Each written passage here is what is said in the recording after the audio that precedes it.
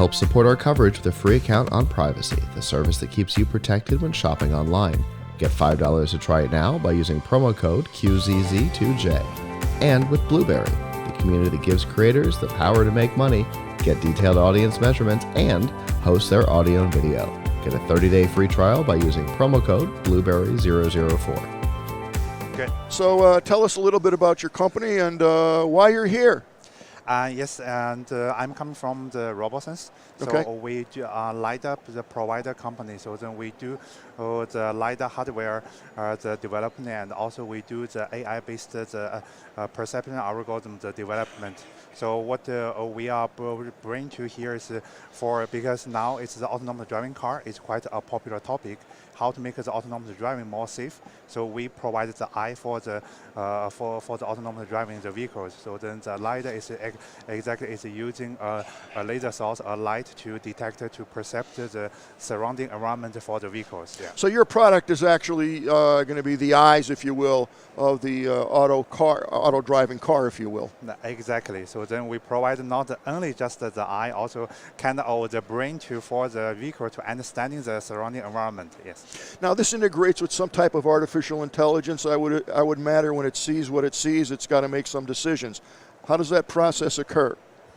Yes. So then what we let's say the AI-based let's say detection is using a lot of the data. So then you do the testing, you do the collecting the different situations. So then make the computer to understand what is the situation it is. So by this, it's using kind of the let's say the scenario-based detection. So then, for example, there is a car is broken, it's in front of the vehicle for a couple hundred meters away. So then the sensor can detect and can sense it. Now that has to happen instantaneously.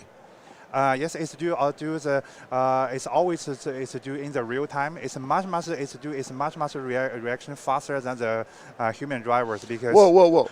You're telling me wait a minute. Yeah. You're telling me that the reaction time, the response to decipher that information is faster than the brain? Yes. Really? That's true.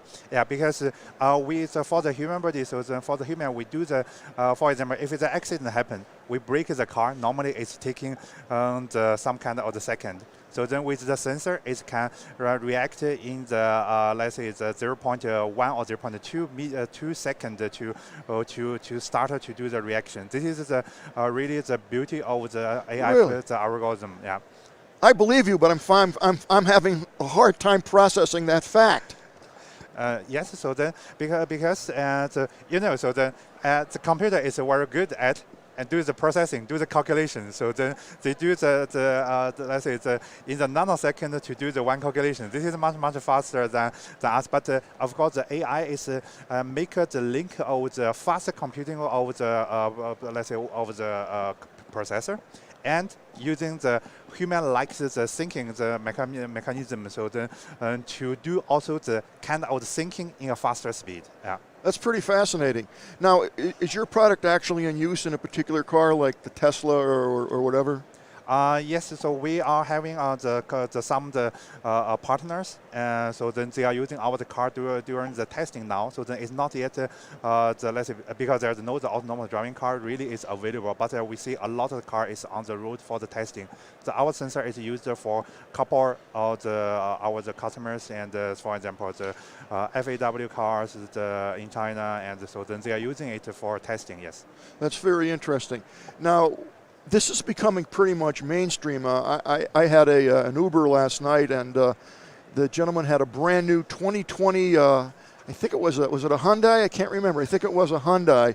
And it had it already built in, and I was surprised that it was that mainstream already. So this technology is actually being utilized and is out there right now today. Is that correct? Exactly. And is it implementing your sensors? Yes, sure. Yeah. So then we have a lot of the robotaxi, also the players, the customers, they are using our sensor for the testing because it's still in a testing phase. It's not yet really ready for the final customer to ride the autonomous driving the robotaxis. But we will see it quite quickly, quite soon because how long are we talking? A week, a month, a year? I think it's there are I remember that in USA the Lyft or the Uber there are also some of the testing you can test. Oh, is that right? Driving. Oh, really?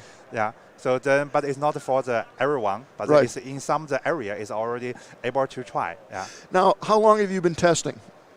We started to do let's say we started to do the development since 3 years ago. Okay. And recently, since last year, we are doing a lot of the testing the different scenario, the different weather conditions, rain, snow, fog. Yeah, I forgot about that. It's not only making decisions about, proximity of other cars. It's making decisions about the weather, the speed that you're going at, the weight of the car, all that type of stuff. Yeah, exactly. So because all those information for the human, the beauty of the human is we don't even know what kind of sensor we have, but we know how let's say how weight is the car and the car if the car is heavy or not. But it's for the computer you need a lot of the sensor to sense this information, use this information to make a better safety drive. Yeah. So how many inputs is this actually taking? I mean, can you define that?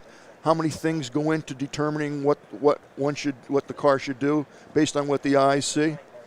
So sorry, I didn't get your question. Yeah, my question is, how many different inputs are there that go into your sensors that actually allow you to come up with a good decision? You don't want a bad decision. Yeah, sure. So then we do not need any external input. So then because it's our sensor, it's interaction sensor. So then we sending the lasers using the light source to sensing the environment. It's quite similar as the human eye, but the better than human eye because the eye is only working at the daytime. So then we sending a light out and then then collect the light back. So then therefore we do not need additional information.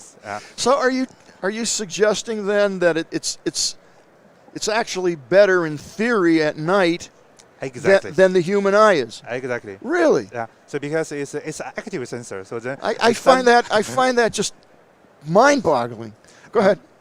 Yeah, so because it's an active sensor, so then you have let's say the light source inside. The light we're using is the IR light. So then because the human do not see the infrared. So then, but we send the infrared light out and then collect this infrared information back. So by doing this, we got is completely. It's absolutely fascinating. Yeah. So what if I went to your booth? What would I actually see? Would I see a demo of this? Would I see the sensors themselves? Because obviously the consumer's not going to buy your product. It's going to be a large company or conglomerate. Exactly. Yeah. So what would I see at your booth? In our booth, we do have the demo as a real lifetime demo for or the demonstrator how the sensor is seeing from seeing the environment. And also we do have external side demo drive the drive. So then with our testing car, the demo car, so you can see during the drive what is the sensor or what is the car exactly sees the environment, how it's different compared to human eye. Yeah.